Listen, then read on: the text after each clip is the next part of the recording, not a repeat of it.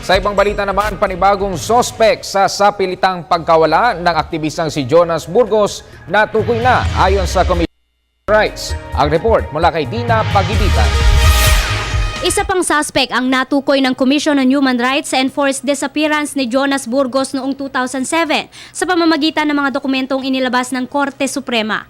Hindi pa ito pinangalanan ng komisyon dahil nakatakda pang i-verify ang naturang impormasyon sa National Bureau of Investigation at Justice Department. Ayon kay CHR Chair Loretta Rosales, ang ikalawang suspect ay may kinalaman umano sa 2006 abduction ng 5 taga-suporta ni dating Pangulong Joseph Estrada o ang ERAP-5.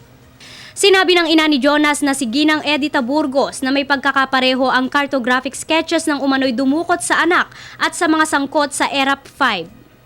Ang 5 taga-suporta na ito ni Estrada ay hinihinalang sangkot sa planong assassination sa high-ranking officials noon ng Arroyo administration.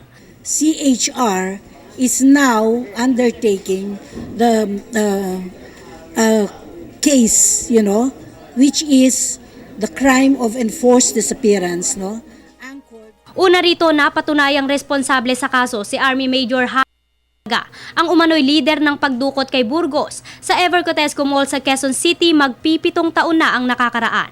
Samantala, sa kabila ng hiling ng CHR na kooperasyon ng Armed Forces of the Philippines at Philippine National Police sa investigasyon, tiniyak ng AFP na tatalima sila sa anumang kautusan ng Korte Suprema. We will follow the rule of law. Kung anong iuso sa amin ng Supreme Court, we will follow, we will cooperate. Pebrero ng taon ang italaga ng Korte Suprema ang CHR upang pag-aralan at imbestigahan ang pagkawala ni Jonas Burgos. Para sa Telebisyon ng Bayan, ako si Dina Pagibitan.